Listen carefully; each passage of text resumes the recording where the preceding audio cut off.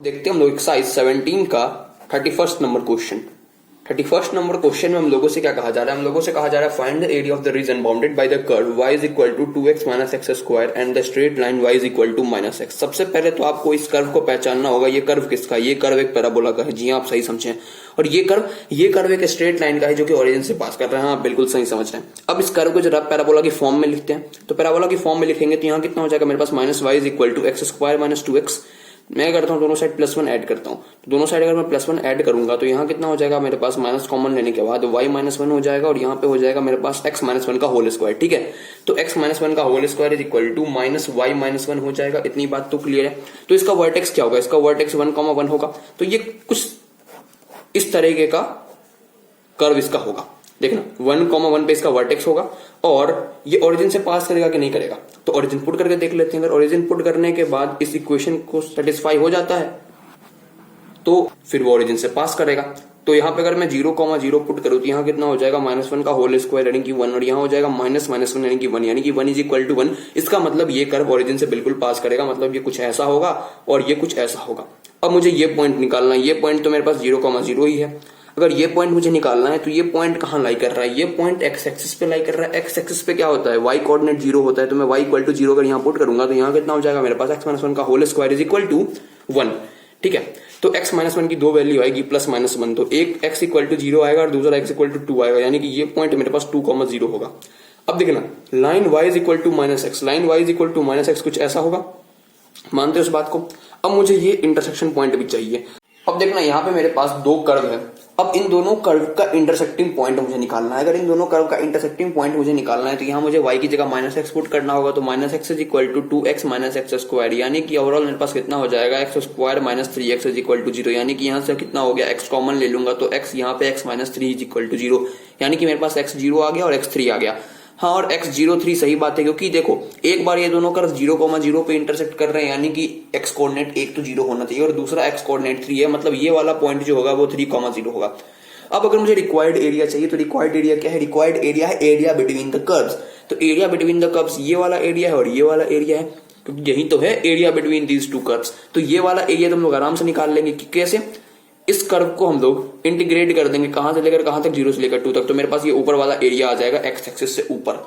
सबसे पहले वही हम लोग निकालते हैं। अगर वो निकालेंगे तो यहाँ कितना हो जाएगा 0 से लेकर 2 और यहाँ 2x माइनस एक्स स्क्वायर और यहाँ dx। ठीक है, अब देखना ये कितना हो जाएगा मेरे पास 2x square by 2 minus x cube by 3। कहां से कहां तक? 0 से लेकर 2 तक। ठीक है, 2 से 2 तो कट ही गया। यहाँ पे कितना हो जाएगा मेरे पास 4 और यहाँ हो जाएगा -8/3 यानी कि 12 - 8/3 यानी कि 4/3 स्क्वायर यूनिट्स मेरे पास ऊपर वाला एरिया हो गया। अब अगर मैं नीचे वाला एरिया निकालूं तो देखना ये पहली बात तो मेरे पास एक ट्रायंगल है। ट्रायंगल अगर नहीं दिख रहा है फिर भी समझो ये ट्रायंगल क्योंकि यहां से मैंने ये परपेंडिकुलर डाला है, ये परपेंडिकुलर है, ये मेरे पास एक ट्रायंगल है। अब अगर इस ट्रायंगल का एरिया मैं निकालना चाहूं तो इस ट्रायंगल का एरिया बिना इंटीग्रेशन के भी मैं निकाल सकता हूं। वो कैसे? वो भाई साहब निकाल सकता हूं कैसे? Half into base into height से। तो हाफ इंटू बेस, बेस कितना है यहाँ पे मेरे पास 3 और हाइट कितना है मेरे पास? हाइट निकाल लेते हैं। एक्स कोऑर्डिनेट कितना है 3 तो यहाँ पे एक्स कोऑर्डिनेट हो गया 3 और वाई कोऑर्डिनेट कितना हो जाएगा मेरे पास? किसी भी इक्वेशन में पुट करते हैं तो यहाँ पुट करते हैं तो -3 यानी कि y हो जाएगा -3। ठीक है, तो यहाँ पे मेरे पास हाइट कितना हो गया? वो भी 3 हो गया यानी कि ये कितना हो गया 9/2। मतलब इस ट्रायंगल का जो एरिया है वो 9/2 स्क्वायर यूनिट है। अब लेकिन मुझे इस ट्रायंगल का एरिया तो चाहिए नहीं, मुझे ये वाला एरिया चाहिए। तो उसमें से ये वाला एरिया सब्ट्रैक्ट करना होगा। ये वाला एरिया फिर कैसे निकाले? ये वाला एरिया अगेन इस पैराबोला को 2 से लेकर 3 तक इंटीग्रेट करने से मेरे पास ये बचा हुआ एरिया आ जाएगा। तो इस ट्रायंगल के एरिया में से ये बचा हुआ एरिया अगर सब्ट्रैक्ट कर दे तो मेरे पास ये वाला रिक्वायर्ड एरिया आ जाएगा। तो फिर से हम लोग पैराबोला को इंटीग्रेट करते हैं लेकिन इस बार कहां से कहां तक? इस बार इंटीग्रेट करेंगे हम लोग कहां से कहां तक? 2 से लेकर 3 तक। और इंटीग्रेट हम लोगों ने कर ही लिया था। यहाँ पे इंटीग्रेशन आया था मेरे पास कितना? X square minus x cube by 3। तो बस इसको सॉल्व कर लेते हैं। क्या सॉल्व कर लो? यहीं पे जगह है तो हाँ कर लेते हैं। ठीक है, तो यहाँ कितना हो जाएगा मेरे पास? देखना पहले मैं 3 पुट करता हूँ। यहाँ कितना हो जाएगा? 3 का स्क्वायर 9 माइनस 3 का क्यूब यानी कि 27/3 और यहाँ कितना हो जाएगा मेरे पास? माइनस में देखना 2 का स्क्वायर 4 और माइनस में कितना 8/3 हो जाएगा। ठीक है, देखना ये तो मेरे पास 9 - 9 0 ही हो गया और यहाँ देखना कितना हो गया माइनस, देखना 12 - 8/3 यानी कितना हो गया मेरे पास? -4/3 यानी कि 4/3 यूनिट्स। तो मतलब ये वाला जो एरिया आया ये भी मेरे पास 4/3 यूनिट्स आया। 4/3 स्क्वायर यूनिट मुझे बोलना चाहिए। ठीक है, तो अगर ये मेरे पास 4/3 स्क्वायर यूनिट आया और ये वाला पूरा मेरे पास 9/2 स्क्वायर यूनिट आया तो ये जो मेरे पास रिक्वायर्ड एरिया होगा एक्स एक्सिस से नीचे वो कितना हो जाएगा मेरे पास? 9/2 - 4/3।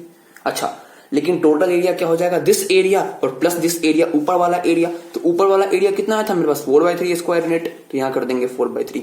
तो मेरे पास फाइनल आंसर कितना आ जाएगा 9/2 स्क्वायर यूनिट्स। अच्छा 9/2 क्यों, क्योंकि 4/3 से -4/3 कट गया इसीलिए।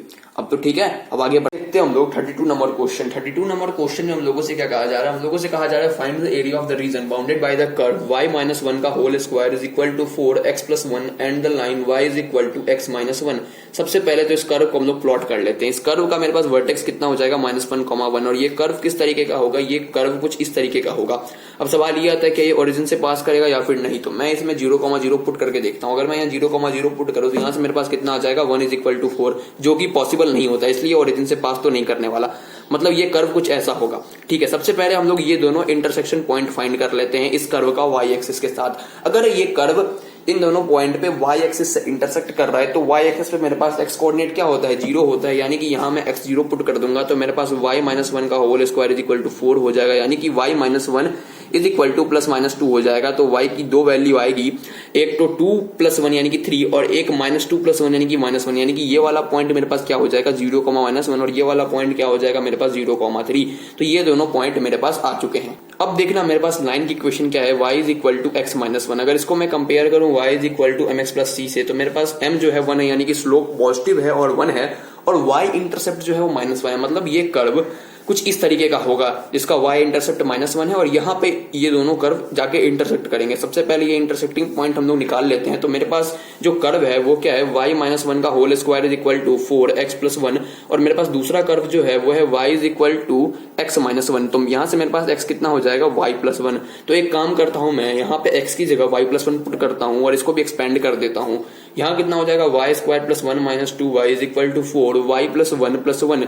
ठीक है, तो y² + 1 - 2y is equal to 4y और प्लस में 8। तो y² देखना यहाँ -6y और यहाँ कितना हो जाएगा 1 - 8 यानी कि -7 इक्वल टू 0। तो y² - 7y + y - 7 equal to 0। तो अगर मैं इसमें से y कॉमन लूं तो यहाँ y -7 + 1 और y -7, ठीक है, इक्वल टू 0।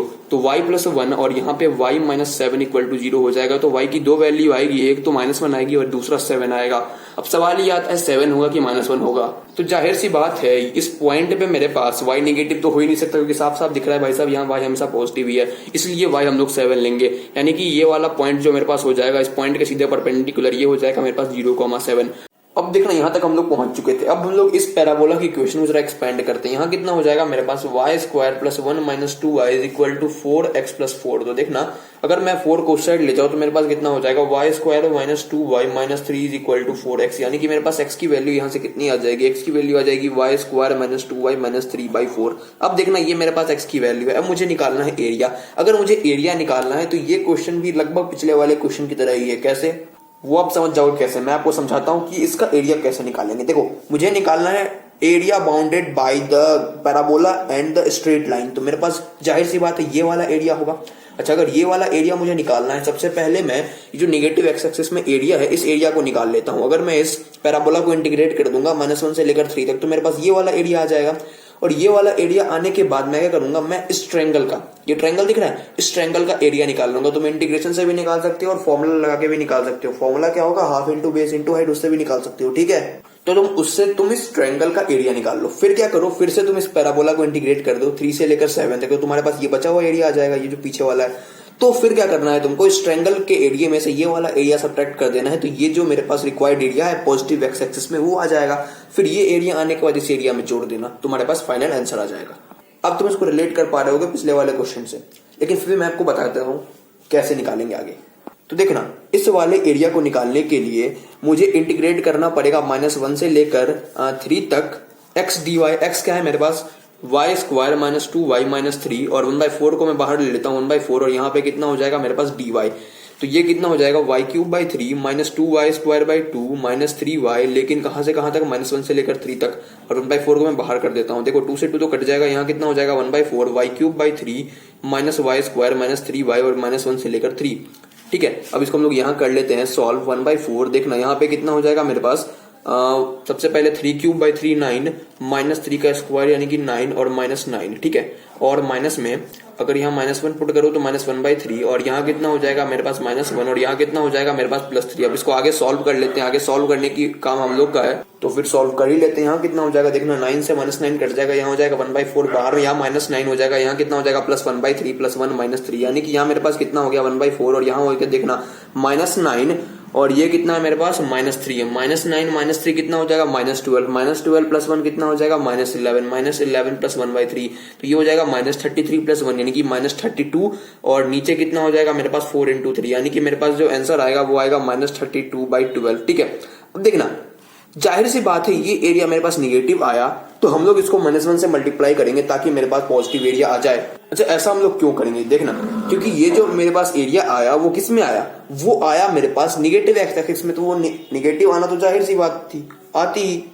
तो इसमें हम लोग -1 से मल्टीप्लाई कर देंगे। तो -1 से मल्टीप्लाई करने के बाद इस वाले पार्ट का जो एरिया आएगा वो आएगा मेरे पास कितना 32/12।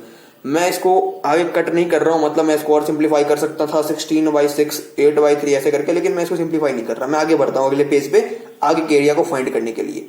लेकिन आगे के एरिया को फाइंड करने से पहले मैं जरा इस ट्रायंगल का एरिया निकाल लेता हूं। देखना इस ट्रायंगल का मेरे पास हाइट कितना है, हाइट मेरे पास 8 है। अच्छा, ये वाला जो मेरे पास बेस है वो कितना हो जाएगा देखना, ये 7 यानी कि 0 से लेकर यहां तक 7 और यहां से लेकर यहां तक -1 यानी कि 1 यूनिट, यानी कि 7 + 1 8 यूनिट, यानी कि इसका हाइट भी 8 है और बेस भी 8 है, यानी कि इस ट्रायंगल का एरिया हो जाएगा हाफ × 8 × 8, क्योंकि half into base into height होता है। ये कितना हो जाएगा मेरे पास देखना 64/2 यानी कि 32 हो जाएगा। ठीक है, तो इस ट्रायंगल का एरिया मेरे पास 32 आ चुका है। अब बस मुझे इस वाले बचे हुए पार्ट का एरिया निकालना है। बचे हुए पार्ट का एरिया निकालने के लिए मैं फिर से इस पैराबोला को इंटीग्रेट करने वाला हूँ 3 से लेकर 7 तक। लेकिन ये पैराबोला इंटीग्रेट होने के बाद मेरे पास यहाँ तक तो आ ही चुका था, तो बस मैं यहाँ -1 से लेकर 3 की जगह 3 से लेकर 7 पुट करने वाला हूँ और आंसर निकालने वाला हूँ, जो कि मैं अगले पेज में करूंगा। तो बस अब पुट करते हैं वैल्यू और निकालते हैं आंसर। सबसे पहले इसमें पुट करेंगे 7, तो 7³/3 यहाँ पे कितना हो जाएगा -7², यहाँ हो जाएगा -3 × 7 और माइनस में कितना 3³/3 और माइनस में कितना 3 का स्क्वायर और माइनस में कितना 3 × 3 यानी 3 का स्क्वायर ही हो जाएगा। देखना या 1/4 ये हो जाएगा मेरे पास 7³ होता है 343/3, यहाँ हो जाएगा मेरे पास 49, यहाँ हो जाएगा मेरे पास -21, यहाँ देखना ये हो गया मेरे पास 9, ये हो गया मेरे पास -9 और -9, देखना ये तो कट गया और यहाँ कितना हो जाएगा मेरे पास 1/4 बाहर, यहाँ 343 और बाई में 3 -49 -21 और यहाँ मेरे पास +9 हो जाएगा। ठीक है, तो आगे सॉल्व कर लेते हैं। देखना -49 -21 कितना हो जाएगा मेरे पास -70 -70 +9 हो जाएगा मेरे पास -61 और यहाँ मेरे पास 343/3 पहले से है और बाहर में 1/4 भी है, तो 1/4 यहाँ हो जाएगा मेरे पास 343 -61 × 3 और नीचे में 3। अब -61 × 3 को हम लोग लिख सकते हैं 61 × 3 क्या हो जाएगा 3 और 183। ठीक है, 343 -183 और नीचे कितना 3 और बाहर में 1/4। ठीक है, आगे सॉल्व कर लेते हैं 1/4। देखना अब 3 में से 3 गया 0 और 34 में से 18 गया तो 160 हो गया, 16 बच गया इसलिए 160 हो गया, यहाँ 3 तो 160/12। और फिर से हम लोग इस पेज में वापस आ चुके हैं। ये वाला जो एरिया आया था मेरे पास, इस एरिया का वैल्यू आया था मेरे पास 160/12।